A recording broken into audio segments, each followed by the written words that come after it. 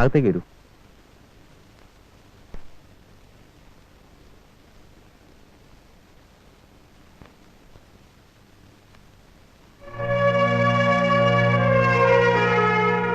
എന്ത് വേണം?